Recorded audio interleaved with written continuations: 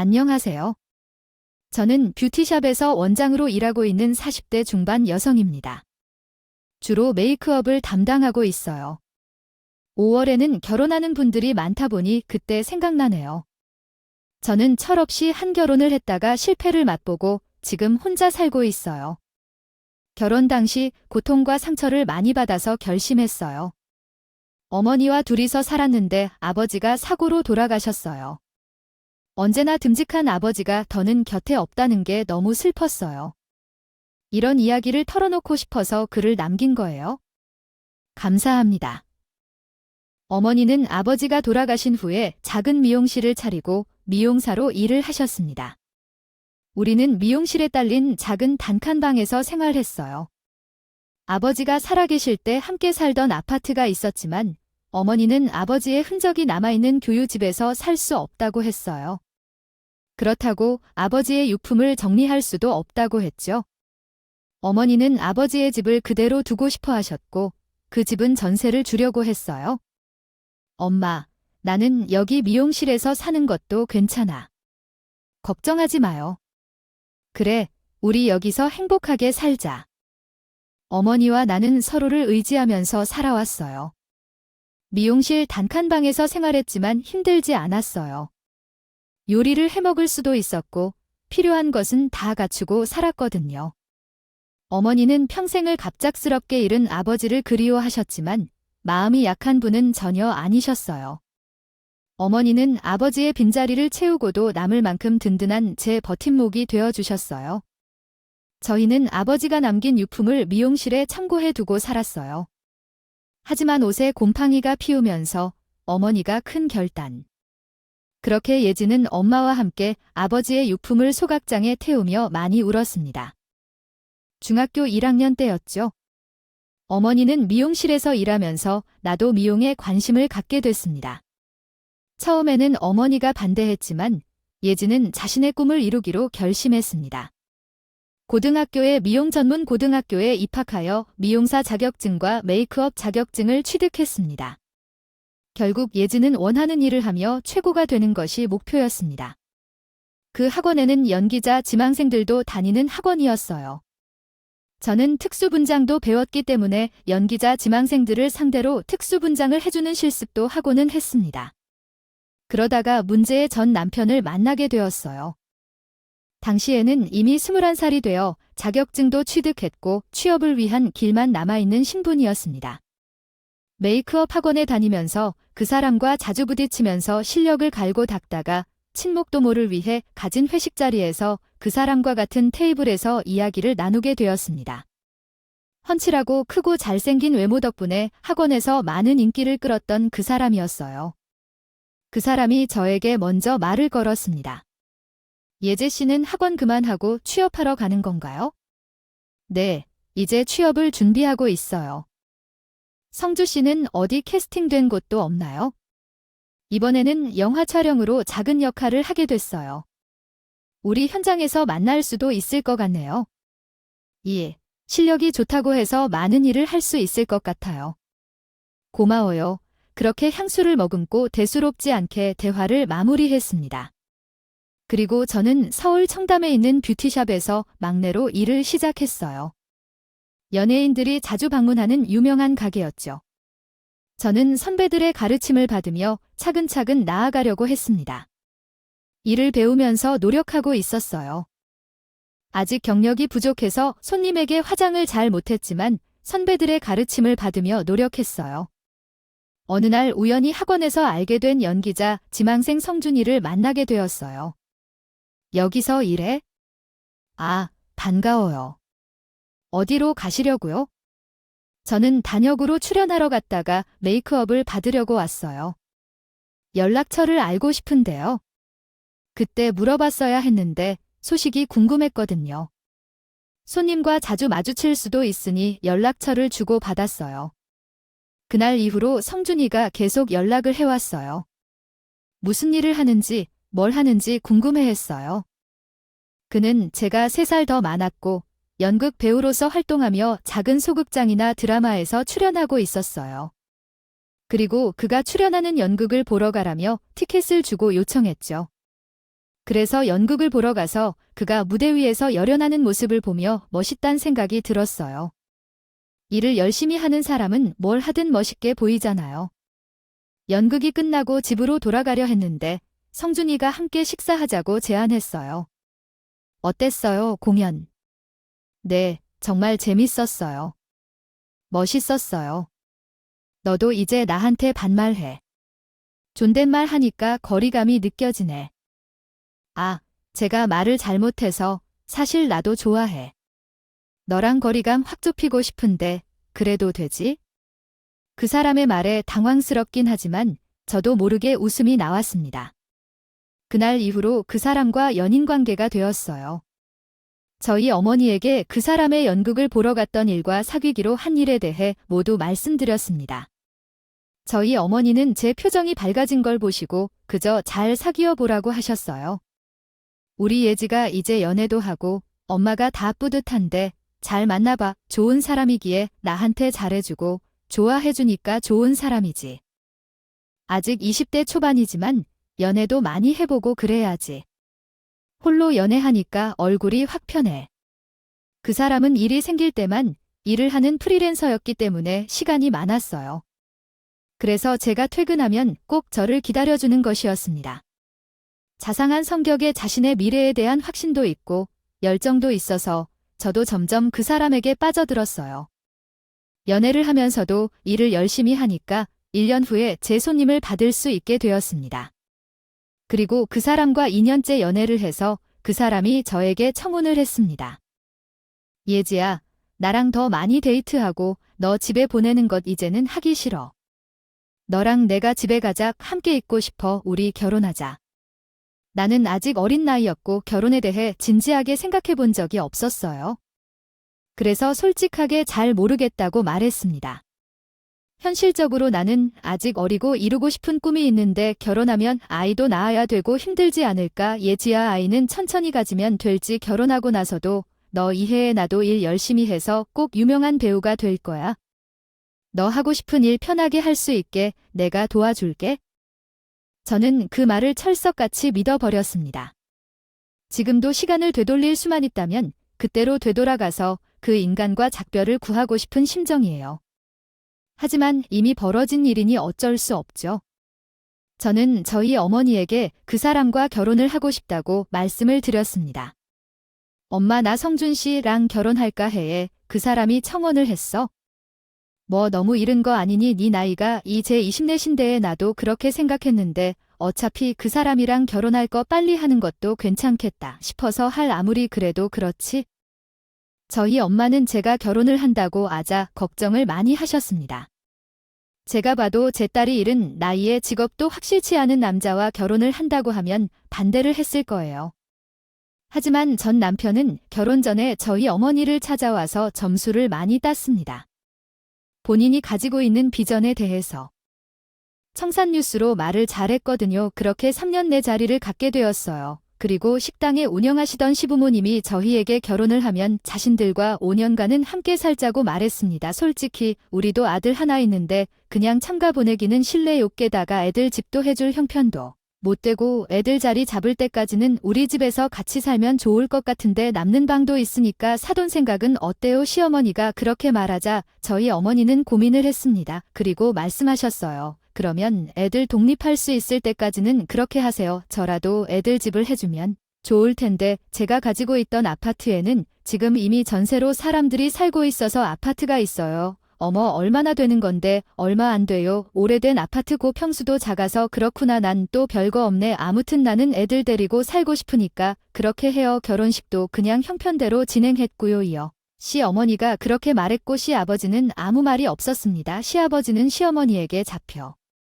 사는 분이었어요. 시어머니는 형편대로 결혼을 진행하자고 하셨지만 결혼식을 준비하면서 저희 어머니에게 예단비 1,000만 원을 요구했습니다.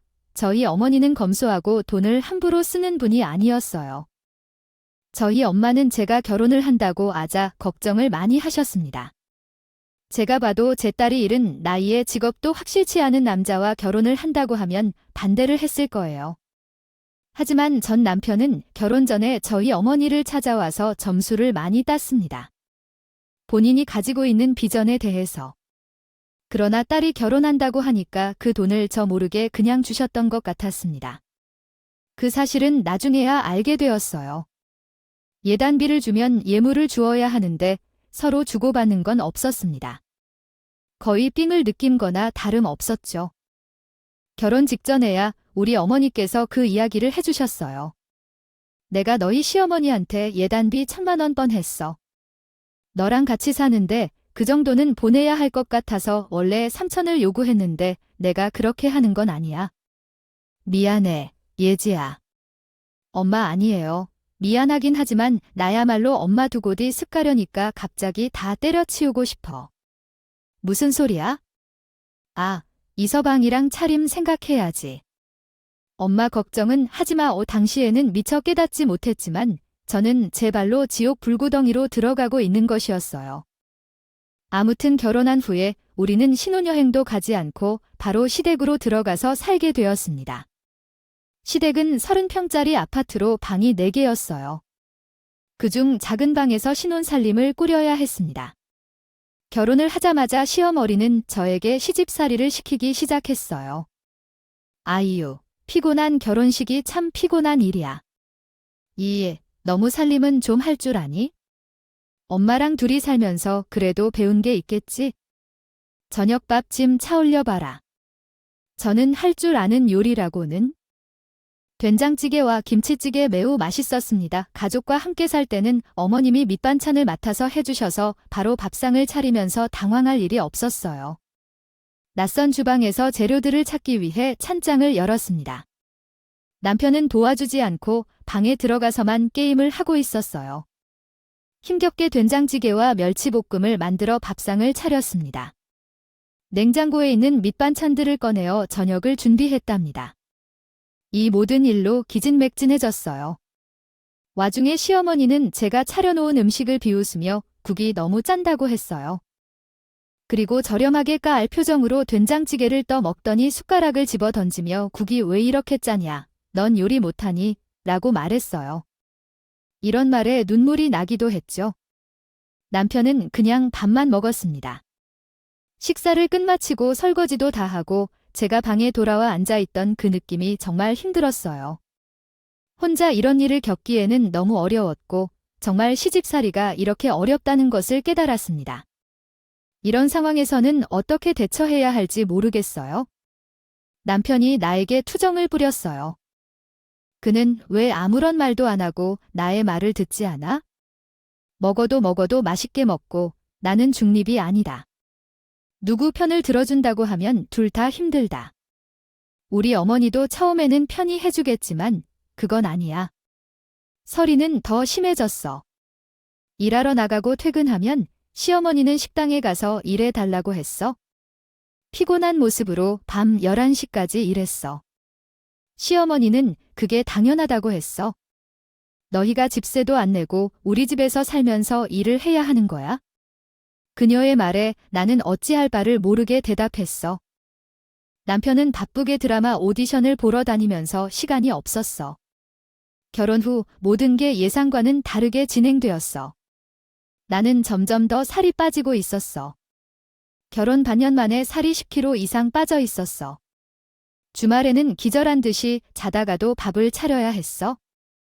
왜 그런지 지금 생각해도 이해가 안 돼요. 그래서 우리 친정엄마를 만날 시간도 없었어요. 가끔 여유를 내어 전화를 걸면 목소리만 듣는데 눈물이 흘러나오곤 했죠. 그럼에도 불구하고 걱정하지 않을까봐 시집살이를 하고 있다는 이야기는 할 수가 없었어요. 겉으로는 티를 내지 않았지만 속으로는 점점 더 아프고 있었어요. 게다가 남편은 결혼 후로 점점 소홀해졌어요. 결혼 전에는 공연에 나갈 때도 꼭 초대해 주었지만 결혼 후에는 부르지 않았어요. 그렇게 스에게 고통스러운 시간만 흐르게 했고 그날은 웨딩 촬영을 앞둔 신부의 화장을 도와주고 있었어요. 그때 모르는 번호에서 전화가 왔어요. 일중이라서 받지 않으려고 했는데 계속 전화가 와서 도저히 받지 않을 수 없어 집 전화를 받았어요. 그런데 청천벽력 같은 소리를 듣게 되더라고요. 저는 네 그런데요. 자식 어디서 쓰러져서 병원으로 이송 중이라고 하더라고요. 그래서 바로 병원으로 달려갔어요. 결혼 후 거의 1년 만에 만난 엄마는 뇌출혈로 쓰러져 응급처치를 받고 있었어요. 저는 아무것도 할 수 없어 동풍, 동봉, 발 해지면서 믿지 않는 신에게 엄마를 살려달라고 기도했어요. 저희는 기도했습니다. 다행히 응급수술을 받은 우리 친정어머니는 하루 만에 의식을 되찾았습니다. 시어머니와 남편은 왜 집에 오지 않고 나에게 전화를 했을 때 너 지금 제 정신이 어디 있어? 라는 말을 했습니다. 어떤 일이 있는지 전혀 모르고 외출 중이었던 나는 어떤 사고가 발생했는지 물었습니다. 어머니가 뇌출혈로 쓰러졌다가 수술을 받았어요. 뇌출혈. 어머나, 언제 올 거야? 엄마는 회복 중이라 언제 집에 갈지는 모르겠어요. 알겠다, 이해했어. 걱정하지 말고 집에 가겠어. 시어머니는 조용히 걱정을 표현하지 않았습니다. 그 말을 듣고 나는 이혼 후에 어떻게 그녀가 이렇게 힘든 시간을 보내고 있을까 생각했습니다. 갑작스럽게 정신이 들고 남편이 공연 준비 때문에 올 수 없다면 전화를 끊었습니다. 친정어머니는 수술 후 의식이 회복되었지만 뇌출혈로 오른쪽 전체가 마비되었습니다. 그래서 말이 어려우며 움직일 수 없었습니다. 오른손잡이인 어머니에게 밥을 직접 먹여줘야 했습니다. 다니던 뷰티샵 일을 설명하고 겨우 2주 일을 쉴 수 있었습니다. 친정어머니 곁에서 간병을 하면서 결혼 후에 어머니를 만나지 못한 후회가 컸습니다. 힘없이 침대에 누운 어머니의 모습을 보면서 눈물을 흘렸습니다. 엄마는 그런 나를 보고 어색한 말투로 위로를 해주셨어요. 지혜야, 엄마 막 괜찮아. 지바 엄마 미안해. 내가 진짜 자주 와봤어야 했는데. 더 이상은 회복은 빠르지만 마비가 된 상태에 있기 때문에 재활운동이 중요하다고 말했어요. 친정엄마는 혼자 진해시에서 운영하던 미용실 단칸방에는 머물 수 없었습니다. 그래서 재활병원에 예약을 해두고 당분간은 시댁에서 어머니를 모시고 함께 지내려고 생각했어요. 퇴원을 앞둔 날에 시엄마에게 전화를 걸어서 그 이야기를 했습니다. 너희 엄마 아직도 병원이니? 너 언제 와? 할 일이 쌓여 있어? 어머니, 저희 엄마 태어나 당분간 저랑 같이 지내셔야 할 것 같아요.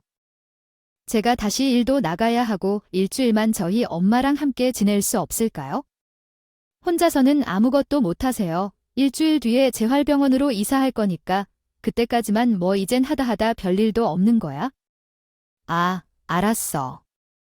얼른 와야 해. 너 없으니까 집안이 말이 아니야. 친정엄마의 찜을 미용실에서 챙겨와 퇴원 수속을 마치고 시댁으로 친정엄마와 함께 들어갔습니다. 식당에서 일을 하러 가서 집에는 아무도 없었어요. 엄마가 지내실 방으로 남편이 쓰던 컴퓨터 방에 이불을 깔아놓았습니다. 그때 꺼지지 않은 컴퓨터 메신저에 메시지가 떴어요. 궁금해서 확인했더니 남편이 다른 여자와 대화를 나누고 있었어요. 대화 내용을 살펴보니 두 사람은 연극 공연을 하면서 만났다는 거였어요. 처음 결혼한 후부터 남편은 그 여자를 만나러 다니는 것 같았어요. 그동안 내가 가족을 돌보며 고생하는데 남편은 다른 여자와 사이가 있었던 거예요. 서로 다정하게 찍은 사진도 보였는데 그게 너무 충격적이었어요. 내가 그런 생각도 못했는데 남편은 내게 바람을 피울 줄은 상상도 못했어요. 그동안 믿고 버텨왔던 시간이 순간적으로 파도에 휘말려 쓸려나가는 것 같았어요. 이불 위에서 누워있던 친정엄마가 제 움직임에 주의를 기울여 이야기했어요. 예지야, 무슨 일이야? 안 돼, 아냐 엄마. 아무 일도 아니야, 엄마. 쉬어줘. 저는 친정엄마에게 남편이 바람피웠음을 고백할 용기가 없었어요. 남편에게 물어보기 위해 그의 바람피운 흔적들을 이메일로 저장했어요. 그때 시어머니가 전화를 걸어와서 집에 돌아와서 식당에서 일해달라 했어요. 육체적으로 지쳤고 정신적 충격을 받은 상태라 일을 하러 가지 않겠다고 말했어요. 엄마, 오늘 너무 힘들어서 쉬어야 할 것 같아요. 내일 출근도 해야 하고 이게 미쳤나 싶어요. 이런 일은 참을 수 없어요. 제가 전화기를 꺼내놓고 침실에서 엄마 옆에 눕습니다. 그때 문이 열리고 어제 일찍 일어난 시어머니가 나를 노려보며 문을 열고 불을 켰어요. 잔소리를 듣고 있는데도 끝내 안달이 났어요. 그렇게 양심도 없는 말을 하는데 어쩔 줄 몰랐어요. 남편이 바람피는 사실은 다 알고 있습니다.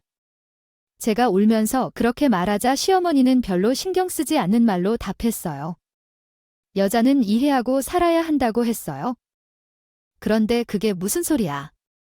대답하면서 시어머니에게 나아가 어디서 일어나는 일로 우리 아들이 힘들고 조금도 쉬지 못하고 떠들면서 울기 시작하자 한 손을 올리며 막아버리는 두려움을 느꼈습니다. 저희 친정 어머니께서 왼손으로 제 눈물을 닦아주시고 등을 쓰다듬어 주셨어요. 겨우 진정이 되자 친정 어머니께서 나에게 말했습니다. 예지야, 더 편해져. 어머니가 이놈 해줄게. 근데 이래로는 억울해서 못하겠어. 이회 엄마가 넣어줄 건 많아. 그게 무슨 소리야? 아, 우선 엄마 재활병원에 입원하면 그때 내가 알아서 할게. 엄마, 너무 신경 쓰지 마. 미안해. 이런 모습 보여서 화가 나서 그런 것 같아. 추워서 그런 것 같아. 시간이 지날수록 온 몸이 부들부들 떨렸어요. 그런데 알고 보니 시어머니가 저희 어머니와 제가 있던 방에 난방을 꺼버린다더라고요. 어제꾸니가 없었습니다. 다시 난방을 켜고 저는 친정어머니 옆에서 잠이 들었고 남편은 연락도 되지 않은 채로 외박했습니다. 저는 다음 날 바로 출근해야 했어요. 2주간이나 제 자리를 비웠고 이 때문에 일을 그만두나 떠라도 나가서 정리해야 할 것들이 있었어요. 저는 친정어머니가 드실 밥을 식탁에 차려두고 어머니에게 아무 걱정 말고 편히 쉴 것을 당부한 후 무거운 발걸음을 뗐고 집을 나섰습니다. 오랜만에 출근을 하니 밀린 일이 많았어요. 그날 식당이 쉬는 날이라 집에 계신 시어머니에게 전화해서 우리 친정어미알 잘 부탁드린다고 말했습니다. 귀찮은 듯이 전화를 받기는 했지만 별일이 있겠어요. 퇴근 후 불이 나게 시어머니 집에 돌아왔습니다. 하지만 친정 엄마가 없었어요. 집에 아무도 없어서 불안했어요. 그때 문이 열리고 고기와 술 냄새를 풍기며 시어머니와 시아버지가 들어오셨어요. 어머니 어디 있어요? 어머니는 화장실을 갔다가 넘어져 다리를 다쳤어요. 그렇게 해서 저희 엄마를 밖으로 내보내셨어요. 뇌충혈로 넘어지신 양반이 우리 가정에 있어서 나도 운이 없는 것 같았어요. 그 이후 시어머니는 저를 와이파이를 나누어 주세요. 형편없는 시어머니의 행동에 화가 나서 엄마를 내보내셨어요. 안정을 구하려는 참에 이런 일이 벌어져 너무 충격이었어요. 저는 도로 저희 친정어머니를 찾으러 다니다가 우연히 미용실에 가셨는지 운이 좋게도 미용실에서 발견했습니다. 어머니는 단칸방에서 아픔 속에서 시름을 품고 계셨으며 발에는 상처와 피가 나 있었습니다. 눈물로 어머니의 아픔을 달랬고 변호사 명함을 받으며 의연자와 함께 병원으로 향했습니다. 어머니는 의식을 잃고 병원에 실렸으며 전화로 상황을 알릴 변호사에게 연락했습니다. 설정사에게 전화하고 어머니가 유서를 작성해둔 사실을 알게 되었습니다. 알겠습니다. 여기서 이야기하는 내용은 어머니가 알지 못했던 많은 재산을 물려받았다는 이야기입니다. 현재 어머니는 병원에 입원 중이며 상황을 해결하기 위해 이혼 서류를 작성하였습니다. 그러던 중 남편이 병원을 방문하는데 그 순간에 이혼 서류를 전달하였고 남편은 충격을 받아 반발하며 이혼을 거부했습니다. 그러나 이에 대해 어머니가 강력히 반대하여 모두를 쫓아내어 이혼 서류를 바로 구청에 제출하라고 명령하였습니다. 그렇게 말하자 시어머니가 남편에게 그냥 이혼하라면서 남편을 끌고 갔습니다. 우리 친정엄마는 중환자실에서 계속 입원을 하고 계셨어요. 그리고 잠시 의식을 차린 적이 있습니다. 그때 저에게 마지막 인사를 했어요. 애지야, 미안해. 엄마 없어도 잘 살아, 알았지? 그 변호사한테 꼭 재산 받아. 엄마 걱정하지 마. 나 씩씩하게 잘 살게. 근데 엄마랑 같이 살 거야. 엄마 탓이나 난 건강하게 잘 지었자. 미안해. 저희 엄마는 그 말을 마지막으로 남긴 채 결국 세상을 등지고 말았습니다. 저희 엄마에게 제가 무슨 짓을 저지른 건지 너무 죄송스럽고 후회가 돼서 저도 엄마를 따라서 죽고 싶은 심정이었습니다. 그렇게 일찍 결혼하지 않았더라도 엄마 옆에 있었으면 제가 엄마를 지켜줄 수 있었을 텐데 하는 죄책감에 가슴에 멍이 들 정도로 제 가슴을 주먹으로 내리쳤다. 하지만 정신을 차리고 장례식을 치르게 되었어요. 우리 엄마 가는 길에 많은 분들이 추모를 해주시기를 바라는 마음이었습니다. 엄마 미용실 단골분들도 많이 와주시고 시골에 살던 이모도 오셨어요. 그런데 부르지 않은 시어머니가 왜 멀끔한 게 생긴 남자와 함께 장례식장을 찾아왔습니다. 시어머니를 보자마자 눈에서 불이 튀더라고요. 그녀가 나타났어요. 여기에서 어째서 오셨습니까? 부끄러우시다면 여기 모두 알아요. 그래서 어머니는 제 손을 잡고 이야기했어요. 면이 없어도 일을 해야 해. 나는 너한테 큰 죄를 지었다. 우리 성준이랑 다시 잘 살려면? 그때 홧김에 이혼 서류를 제출했지만 아직도 숙려 기간이 남았어. 이런 용서해주는 사람은 나밖에 없을 거야. 내가 무슨 짓을 저지렸는지 알아. 나도 후회해도 소용없어. 근데 이 사람은 누구야? 변호사가 아버지의 땅과 아파트에 대한 상당한 재산이 있다고 알려줬어. 그리고 우리 어머니는 그 모든 것을 저에게 남기기로 결정했다고 하셨어. 평소에 고혈압 약을 먹고 계셨기 때문에 어머니는 언제 어떻게 될지 모른다는 생각으로 그런 결정을 내린 거라고 했어. 그리고 변호사가 저를 찾아서 시댁으로 갔을 때 시어머니를 마주치게 되었어요. 시험머리의 민감성 덕분에 변호사를 따라 장례식장으로 올 수 있었고 변호사가 이야기를 할 때 몰래 듣고 있던 시어머니는 저를 붙잡았어요. 시어머니는 내 며느리가 될 것이고 성준이는 제 마음을 바꿀 것이라며 이야기했어요. 격하게 필요한 일도 다 하겠다고 해서 사람들이 많은데도 무릎을 꿇고 3번 외치게 했어요. 시어머니는 그동안의 악행과 사과했고 나를 용서해달라고 하면서 사죄했어요. 사람들은 충격을 받아 웅성거렸고 끝나고 시어머니가 이제 끝났냐고 물었어요. 그래요. 그러면 다시 제 며느리로 되는 거지요. 저희 어머니의 장례식이 끝날 때까지 여기서 일 좀 해주세요 라고 하시면 결정하겠습니다. 시모는 조문객들에게 음식을 서빙하고 설거지도 하면서 제 눈에 잘 들기 위해 노력했습니다. 그의 모습을 보며 저는 그저 헛웃음이 나왔습니다. 모르는 사람이 보면 그냥 시어머니가 일하는 사람인 줄 알았을 거예요. 저는 시모에게 직접 육개장을 만들라고 시켰습니다. 3일 동안 정말 열심히 일을 했어요. 장례식 마지막 날, 전 남편까지 찾아와서 일손을 도왔고 아양을 떨었습니다. 시모가 남편에게 제가 많은 재산을 받게 된다는 말을 했을 거예요. 어쨌든 장례식을 다 마친 후 저희 친정어머니를 납골당으로 모셔요. 그 자리에는 2사람을 따라오지 못하게 했습니다. 저는 마지막으로 어머니를 보내며 흐물흐물 눈물을 흘렸어요. 그리고 어머니가 자주 가던 미용실에 돌아가서 어머니의 흔적을 찾아보며 가슴이 찢어지는 고통을 느꼈습니다. 그때 2 모자가 나를 찾아왔어요. 여기서 뭐 해요, 며느리.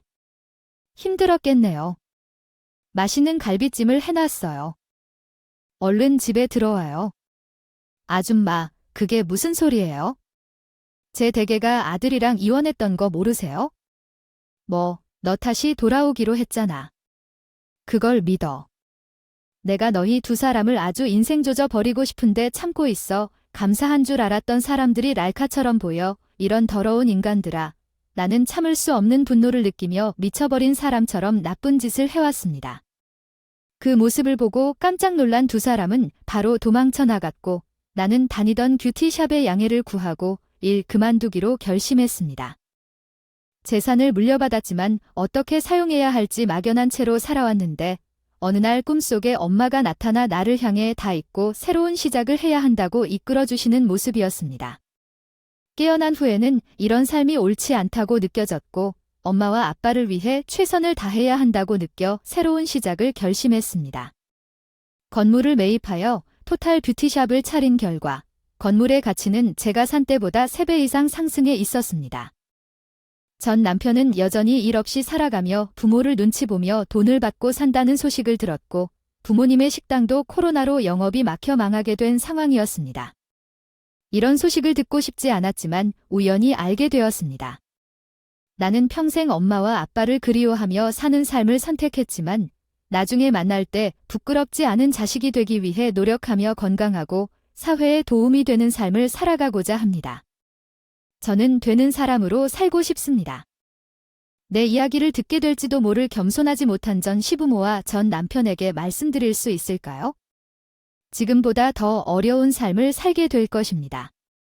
지금 멸종했다고 슬퍼할 때가 아닙니다. 당신이 저지른 죄가 더욱 고통스럽게 벌을 받게 될 것이니 희망을 가져주세요.